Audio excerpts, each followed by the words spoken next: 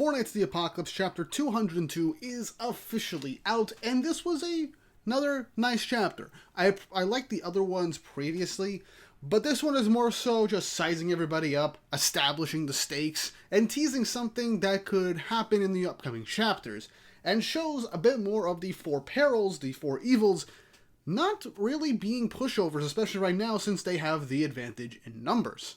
So that's something I've really come to appreciate, and I hope Nakaba does a good job presenting these characters as well. Also wanted to let you guys know, I'm going to be away over the next 2 weeks, so there's most likely going to be a break in chapters on schedule for the magazine, but if there is another chapter, then I will not be covering it, because I will be away. So by the time I come back in 3 weeks, I'll cover the chapter I missed, and whatever chapter comes out around that time I come back, if there is one, unless there's another break. So, for the next 2 weeks, I have some videos done in advance to tide you guys over until the chapter reviews come back. You won't be disappointed, they'll be a lot of fun. Trust me, you'll enjoy them. And if you want to be notified when those videos drop, like and subscribe to the channel and hit the notification bell to be updated whenever I upload. It really helps, and it shows you guys enjoy what I make here on the channel and shows you want to see more. Also, if you want to see me talk about American comic books, go and check out my second channel, GW Comics. Right now, I'm primarily DC focused with the absolute titles, but I am planning on getting into other comics, like the Massive Verse with their Radiant Black and Rogue Sun series, and all their subsequent spin-off titles, and I might get into Spawn. I'm thinking of getting into Spawn. And other matters of Marvel and DC, so look forward to that. It's a passion project, it's something I'm doing on the side, so I hope you guys check it out and give it a subscribe. Now then, on to the actual video. Chapter 202 of Four Knights of the Apocalypse, titled Truest of Evils. And the cover image is actually getting right into the action with our sidecast basically taking on the Goliath. On face protecting Nazians, with Nazians using the Percival spear. We got Edlin on the side, we got Hauser, we got Balin, we got Donnie being carried away. It's honestly kind of really nice that a lot of stuff got put into this cover image. So it's nice to see everybody just doing what they can to fight this literal, near immortal behemoth. But the chapter officially starts with none other than Diodora, who was woken up by the Purgatory Beast that he summoned previously as they were shielding him from the fall. As he looks over and sees that they fell from that height. It's then that the other Isolde goes over to check if he is okay, and that it's dangerous just to stay over there. But she recognizes who Diodora is, as our Isolde, fighting off the debris and keeping the Goliath at bay with everyone else, tells the other Isolde not to get away from her so that she can protect her. But Diodora is shocked when he feels the magical force up at the top of the mountain, recognizing who it is, as the next page is just full-on Pelgard and Ironside in just insane detail. Their armor looks fantastic. Mainly Pelgard's. I've never liked Ironside's armor, but the detail in this single page speaks volumes to the menace of these characters and their strength, so I really do love it. Pelgard goes on to say that what a fine festival this has become, causing a ruckus, and Ironside says it's no wonder they were called over so suddenly. With Beltrop saying, "Oh, so you were granted powers by His Majesty as well. You have our powers as well. Pretty cool." As Worldane welcomes them. As the main group is basically seeing that all four evils are together, Gawain tries to tell them that they are the dominant force right now, and they gotta be careful. Percival jumps up to meet Pelgard for the first time in 2 years, as he excitedly and also nervously speaks up to him, asking if he recognizes him. He got revived a while ago, saying how he knows what he did for On and the others during Camelot, and why he's serving Camelot for the sake of his family. And that's what Percival thought originally, that Pelgard isn't a bad guy. And tells him that they can protect his family together, and asks Pelgard to truly join hands to defeat King Arthur.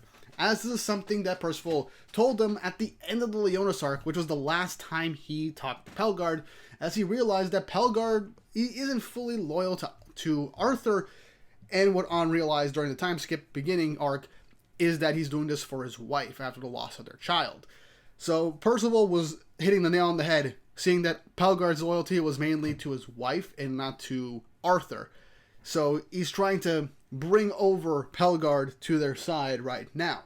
But after asking this, Pelgard just slams Percival with an uppercut with his double-sided mace staff as he knocks Percival to the ground, with Gawain berating him that they're in enemy territory and he's got to be more careful with all that. Percival pushes himself up, but Pelgard slams down to the ground, telling Percival he's talking nonsense. He doesn't have a single member to his family name, saying that while he knows of Percival the Four Knights of the Apocalypse, this is their first time truly meeting, which shocks Percival. Gawain is getting ready to launch a lightning ball right at Pelgard, and Tristan is going to back up Gawain as well, but they're both knocked back by a Belfast Margat, which is the crosswind attack that Ironside is famously known for doing, which is, at this point, his signature move, pushing Gawain and Tristan back, as Ironside tells him not to butt in on someone else's conversation, and that they need to learn manners. And I just love this little panel on the bottom left as Gawain and Tristan get up. Tristan, still in demon form, mind you, just spits blood to the sides like, oh, you're going to pay for this shit, man. I ain't going to hold back next time. Whenever Nakama wants to make Tristan look cool, he makes Tristan look cool, even in these tiny offhand panels. I like it. But Percival gets back up and goes to talk to Pelgard, saying that he saved Donnie and everybody from their pursuers, asking if he forgot that. Pelgard is wondering what he means, but he's like, oh, you mean Galahad and the others? Yes, I remember doing that very well.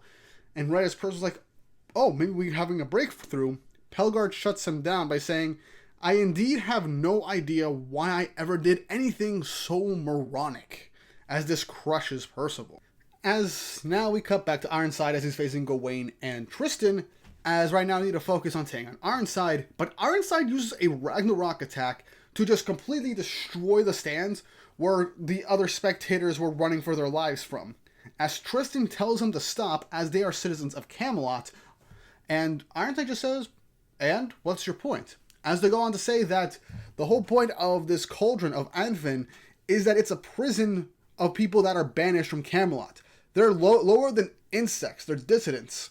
And Gawain's trying to tell Tristan to keep his cool, because him going crazy is going to play into their hands. But Tristan ain't listening, saying that even if those people are precious to you with, the destruction of the area, but World Dane says, will you stop with that? Beltrop says, the idea that anything matters more than our king's orders, with Ironside saying, such a thing simply doesn't exist. Showcasing that any and all form of free will and want and need of the others in terms of stuff that's important is gone. All that's left is Arthur's orders and will. As we then cut back to Percival as he's defending against Ironside's attacks over and over, as Pelgard is saying, oh man, this ought to be a lot of fun. But Percival's wondering, what did Arthur do to you? Go back to what you were, Pelgard. As it's then that the goat of coming in clutch half the time in this series, Gowther, begins to communicate with Percival telepathically, as it goes on to explain the situation of Pelgard, Ironside, and seemingly the rest of the four evils, saying that the chaotic force Arthur gave each of the four evils is what's causing this whole disturbance in their memory. The chaos he implanted in them forcibly locks away any memories that are incompatible with Arthur's orders. And that means the memories of those truly precious to them, the kind of people they could never replace in their lives, as this strikes a chord with Percival. He comes to realize that he is precious to Pelgard, as he initially began to think. As Gowther tells him he doesn't know how to undo it yet, but he can try and prod at the contradictions in their memories to have some sort of breakthrough.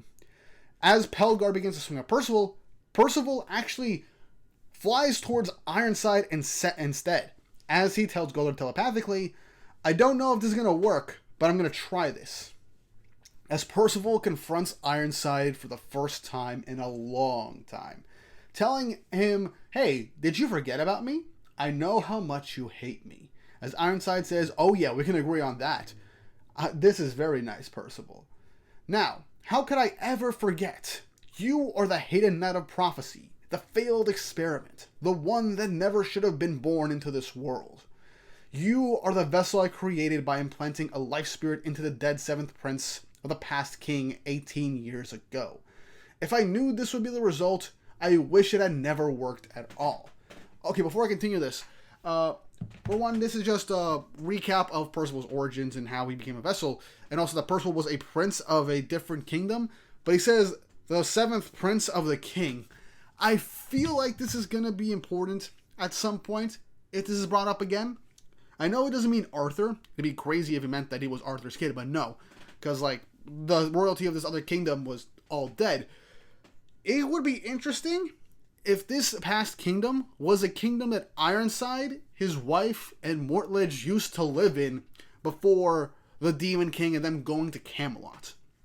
It would be interesting if that was the kingdom that they were originally from, and maybe they had some bad memories there, and he kind of did basically killed the royal family as a sick sense of revenge, and decided to take the child to become the vessel, for all I know. Look, we all know Ironside killed that royal family on purpose, even though he said it was an accident, but we all know that Ironside would literally do whatever he wanted for Diodora to survive.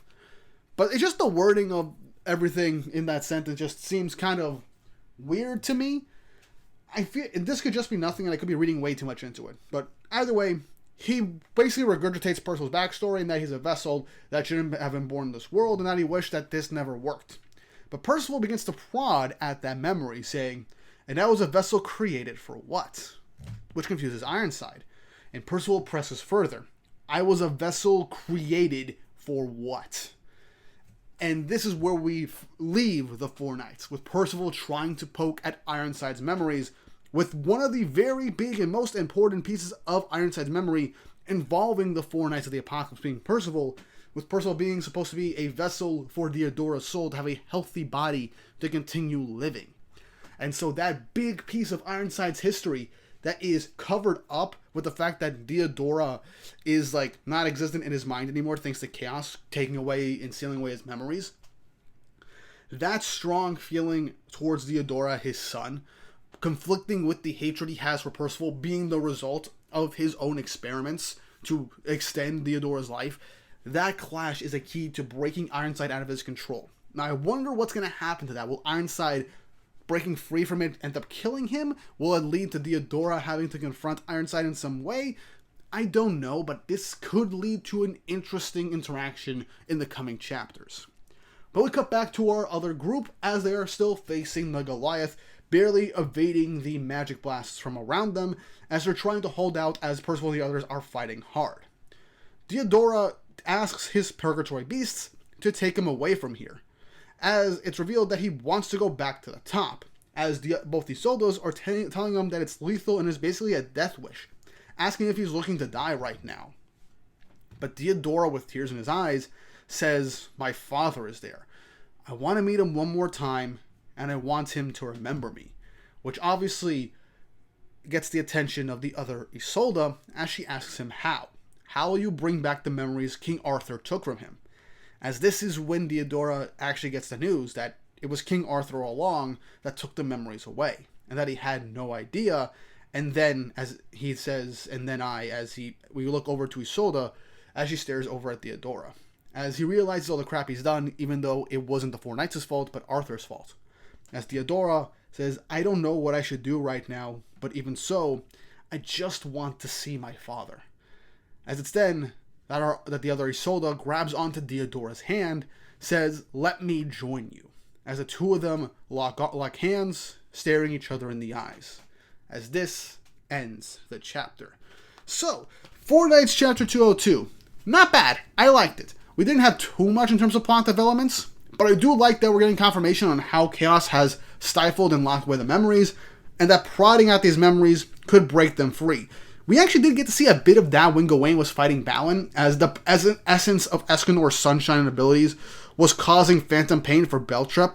So that could potentially be a sign that Beltrep can in fact be broken through, at least just by sheer hatred for his brother Escanor, if that's the case, which would be insane considering that is a very prominent member in his life.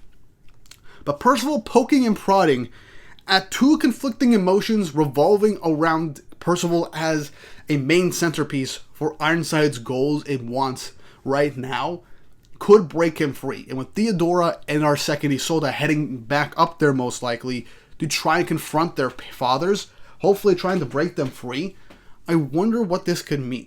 Now obviously Diodora's despair power will literally protect him from any act of violence or or hatred or negative emotion.